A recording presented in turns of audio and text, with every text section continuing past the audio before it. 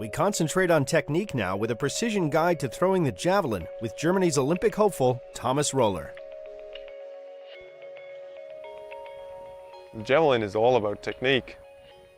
It's about getting speed into coordination, getting a lot of single movements into one big movement.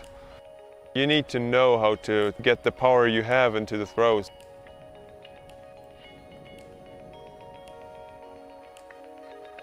The only goal we have is to make the javelin fly far.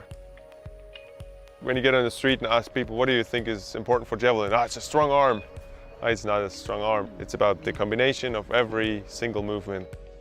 80% is from the body and 20% is from the arm.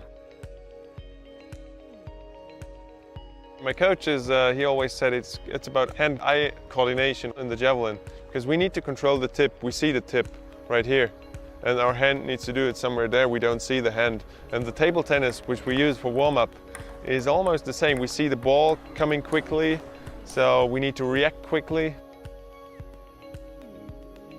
The javelin technique is that the point needs to point to the direction I throw every second I'm standing on the run-up. I don't have the opportunity to do movements where my back moves a 90-degree angle to the direction I throw. There's no rotation moves or anything possible. What the arm does, that makes the javelin fly. I don't produce power, but I do the precision with the arm.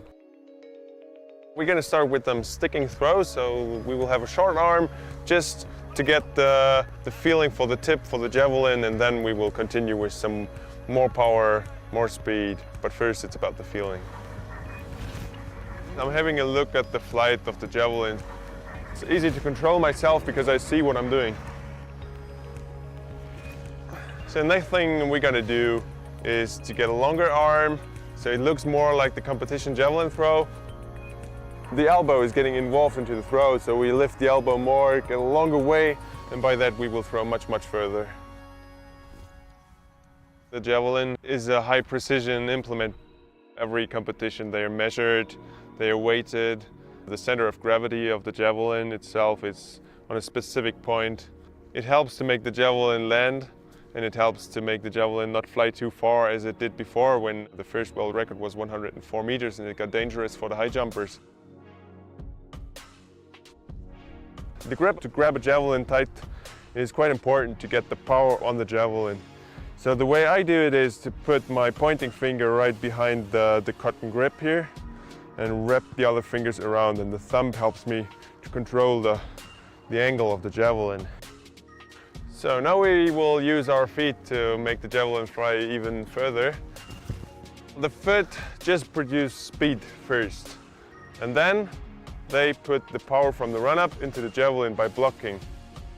First of all, we start with the right foot in front, put the left one in front, put the right one there. But here we see something really important. So the right foot is really pointing to the way we want to throw. You get all the power in here. So we will do one more of those, one more, and then we're good to go to throw. One of the key points in javelin is the block. So we come from the right foot, which comes here really straight, and then we block straight again. The best thing is if there's a 180-degree angle here, nothing happening in the knee, just block. And that's what happens when we come from the full run-up. There's the final line, the line where I have to do the throw before. And then we have the sector where the javelin has to land in. We can run up wherever we want. How long the stadium is, the long we can go. When I throw like 3 meters before the line, they're gonna measure it on the line. If I throw on the line, they're gonna measure it on the line.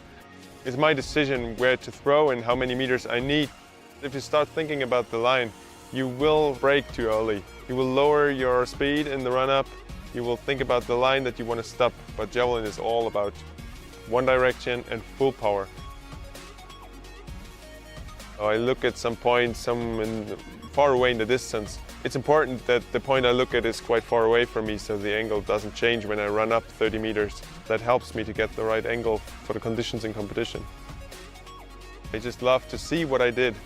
I'm one of the only sports where I perform and then I can watch my own work, because it's flying there, it's flying quite long, and if it's flying a long time, then I did a good job and it's going to be probably a good throw.